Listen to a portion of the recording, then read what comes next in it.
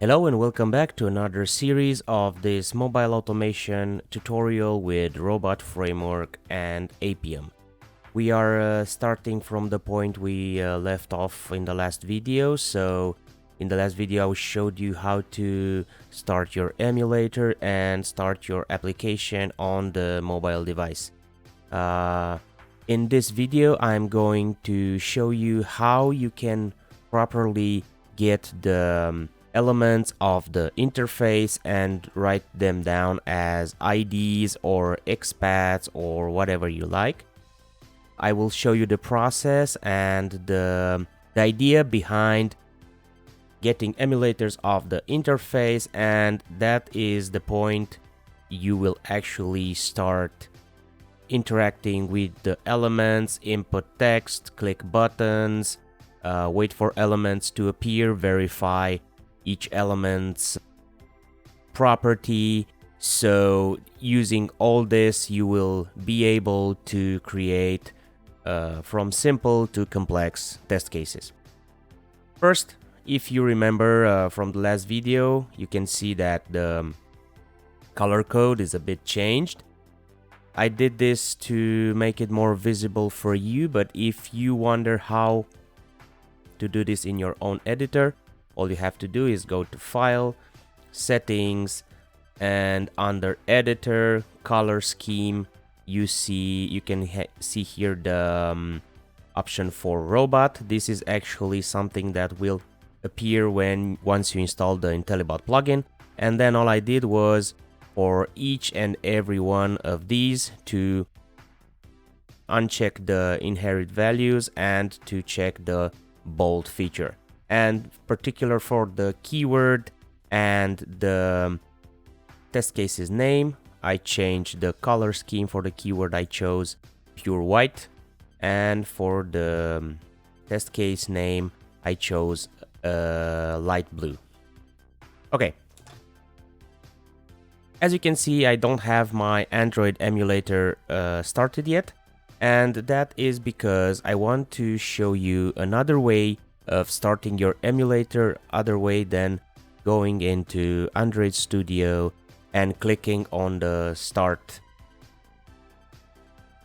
Emulator button. I will open up a terminal.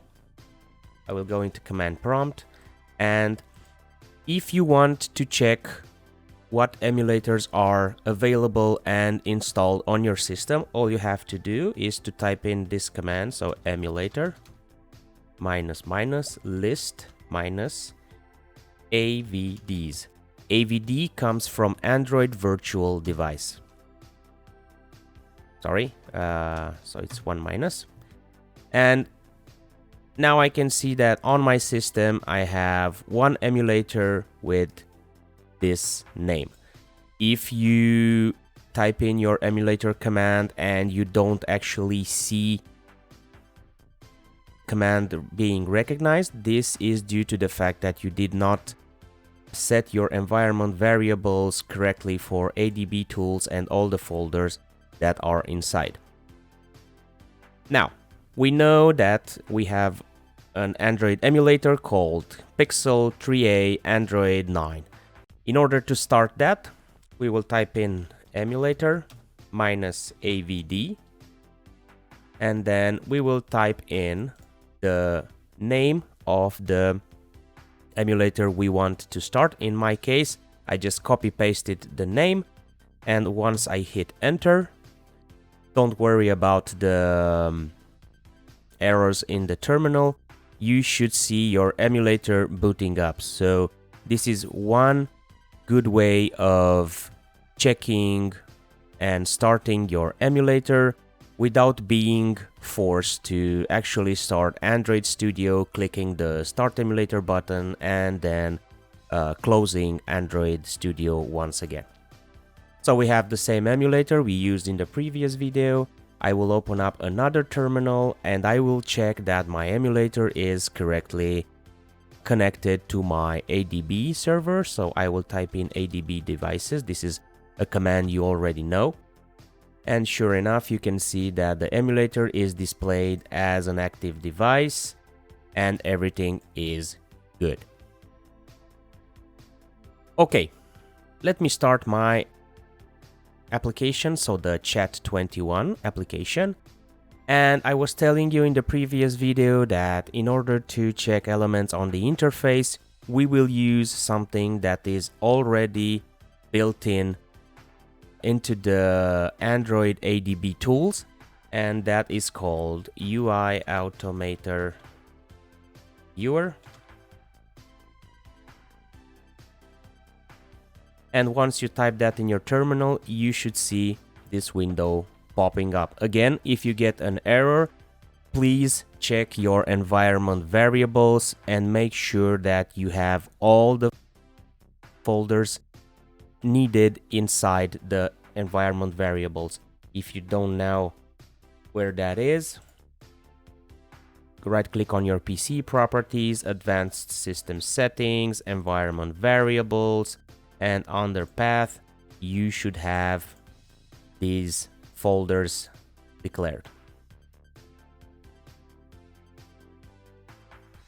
One thing to keep in mind, if you are using Linux or Mac OS, you may have issues with Java, with the version of Java JDK installed, even you have properly declared Java Home and the bin directory of Java Home when you installed Java and Appium. If you are using a version above Java 8, when you click this button to capture your screen interface, you may run into problems and errors. If that happens, you just have to downgrade to Java 8 and everything will be okay. Now, this is the interface of the Uiautomatorviewer, and in order to get the elements of the interface, you must first make a screenshot of your Android interface, so that will generate a list of elements and other things. I will just maximize this. I will click this button, and now Uiautomatorviewer will create a screenshot of my Android interface.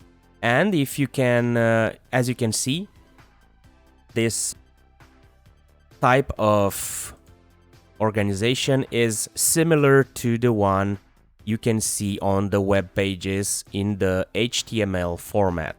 If you have been working with HTML before, you know that an HTML page or website is created out of tags with certain attributes that have certain value. Well, the same applies on the mobile interface. The difference is that instead of tags like div, span, heading, anchors, and so on, you have these types of elements that are composing your Android mobile interface. So for example, if I want to target this email field right here, all I'm doing is to hover over the element, and once I have found the element that I'm interested in, I can simply click, and that will lock the position on the interface. So every element of the mobile interface has these values, these properties with these attributes.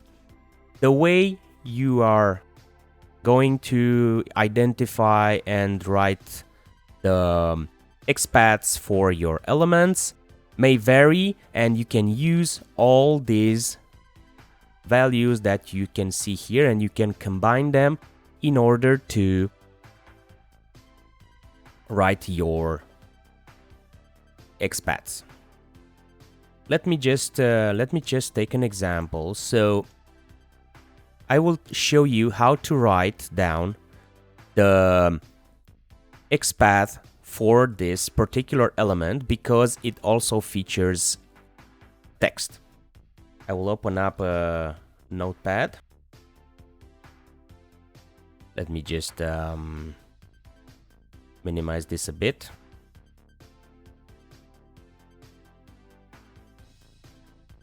So let's see now. In order to write the XPath for this element, we have multiple ways of doing that. If we look at the login button, we can see that it has a resource ID, it has a class, a package, and then some other attributes. In order to write this element, the locator for this element as an ID, you can already see that the package is the same as the one we used when we started the application. So that's why I was telling you that you can get the application package from the Uiautomatorviewer, but also from the 𝗵𝗵𝗆𝗆 application. So every element on the mobile interface belonging to a certain application will have this particular package. All the elements will have the same package as the application. And then you may have a resource ID that is combined out of the application package, semicolon, and an ID. So in order to type in the locator for this element, I will have multiple ways of doing that. The first one is to write it as an ID. If you inspect your interface and you see that the ID is unique, then you can use this ID. So you can simply type in the ID like this, and that will be all. If you want to type it in as an XPath, you must take into consideration the class. So this is an Android widget button. So again, you are replacing the type of tag you can see on an HTML page into another type of element. So if you are familiar with writing down IDs, XPaths, sorry, you know that you have to put 2 slashes. You will put your class, which in this case replaces the tag you may find on a web interface, and then you can choose any other argument or attribute you find in here. For example, this is Android image button with the text login. Every attribute you type in for the mobile interface comes with an @ and then text equals, and then you can type in login. I will Control D this line. You can also type it as contains, open a bracket, and like this. So the idea of writing XPaths, it's the same as on the web. The difference is that for the web, when you are typing an XPath and you target the text, you have this syntax. So text and open and close the bracket. Here you have the @ and text. So this is the only difference between writing an XPath for the mobile interface and writing the XPath for web. Furthermore, I can do combinations. So let's say I want to type in Android widget button contains, and I will take the name here. So there's resource ID, and then I can type in just the part of the ID I'm interested in. So that would be login. I can also type it like without the contains. Sorry, we missed an @ here.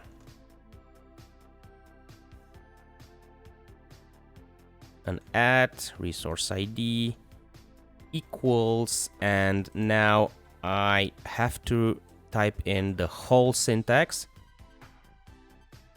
and close this with a square bracket.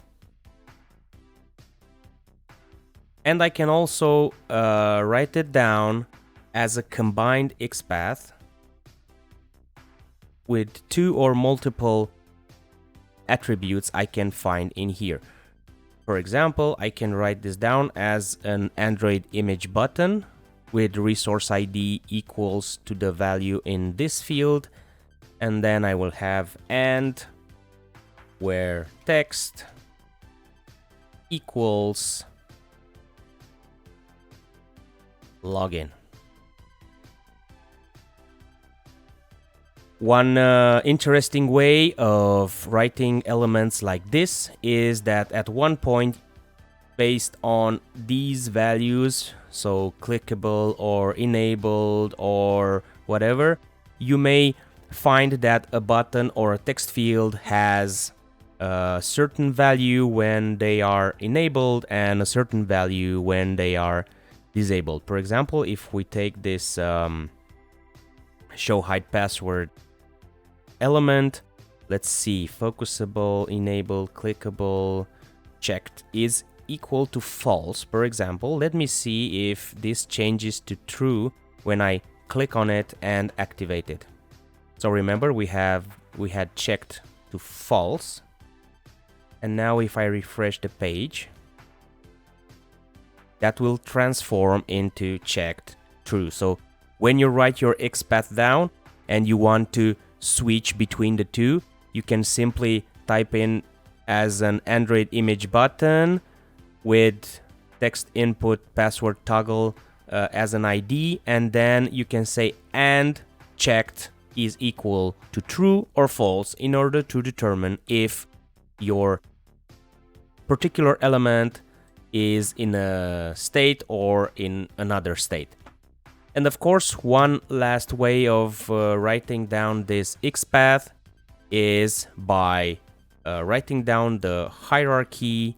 So if you want to check that a certain element belongs to a certain category on your page, so for example, I want to make sure that the login button I just targeted is part of the same section that contains the email and the password, so it's part of a login form. All I have to do is to try and find an element above that will actually put me into the right direction with all the elements containing the login section. So for example, this linear layout contains the email field, the password field, the login button, and the two buttons at the bottom, the no account and the sign up button. If we have had an resource ID right here, like I don't know, let's say it was like this, so ID login form. Okay, so now this doesn't stick. So if we had an ID here, we would have been able to write it down as an complex XPath. But if we take the example we just saw before, so we can have an XPath like the Android widget linear layout, which is right above all the elements I just identified, and then 2 slashes and the XPath of the element I'm targeting. Writing down XPaths, combined XPaths, and XPath like this helps you in two ways. The first is that you make sure your element belongs to the right section of the page, and the second is that writing complex XPaths helps your parser, so the Appium parser, to identify your element as quick as possible, because Appium is not forced to browse through the whole interface until it reaches your element, but instead it will browse until it finds a linear layout, and then underneath it will look for the element you have been trying to find. Of course, this element can be put in front of all the elements I have declared here. Alright, let's just copy all of this and let us see if these actually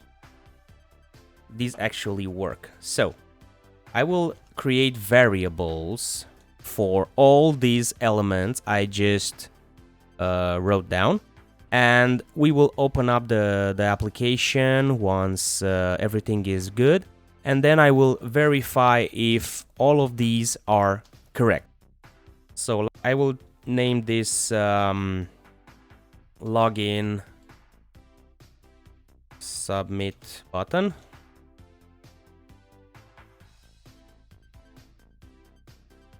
One.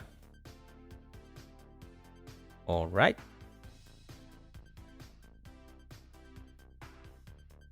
I will have a button 2. I will have a button 3.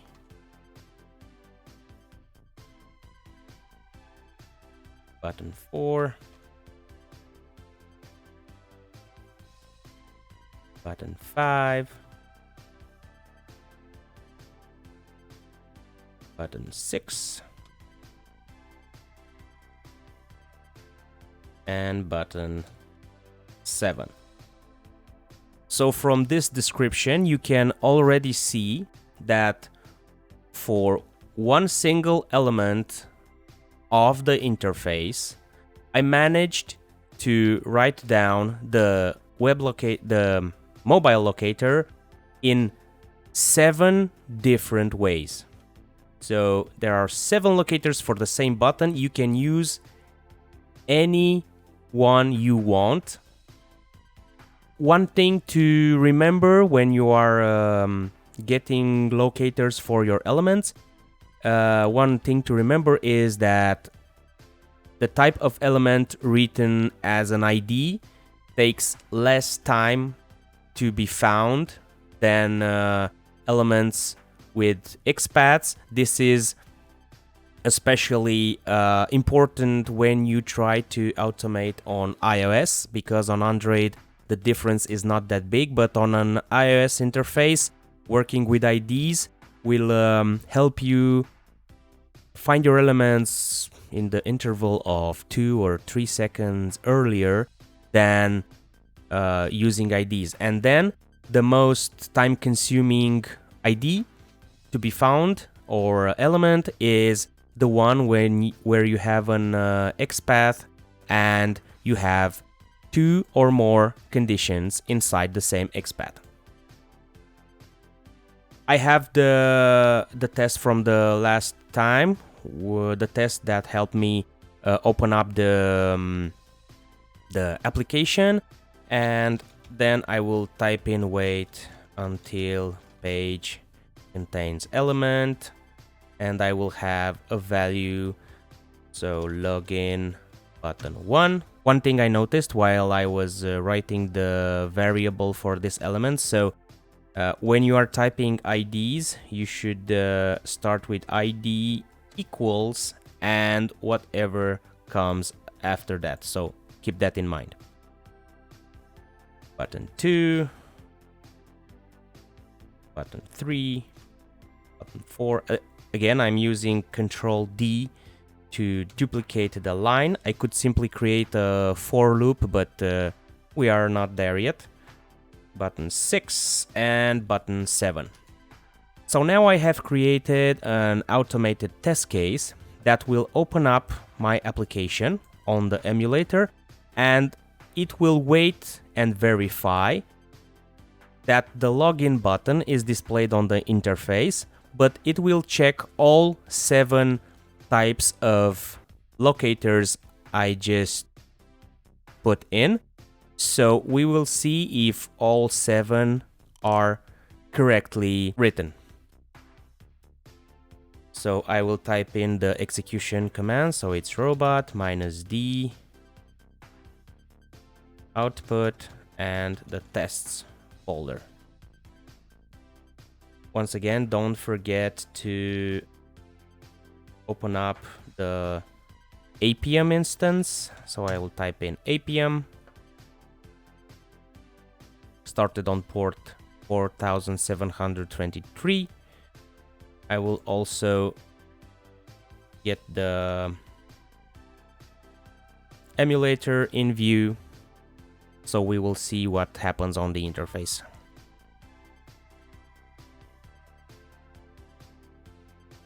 Okay, well, there you have it. Let's open up the log and see how did we do. So we will open up in Edge, and the whole test took 10 seconds to execute. If I open up the log, I can see that the elements were being targeted in under much under a second. So here we had the ID, here we had the xpaths. So we know that all these elements are correctly written. So this is the way you can identify and write down elements of the mobile interface. And now, with all this in mind, you can start automating your own application from start to finish. You can start creating keywords, you can start creating variables and locators and so on. And that's exactly what we are going to do in the next videos. Don't forget to like and subscribe if you find this useful, and I will see you in the next videos.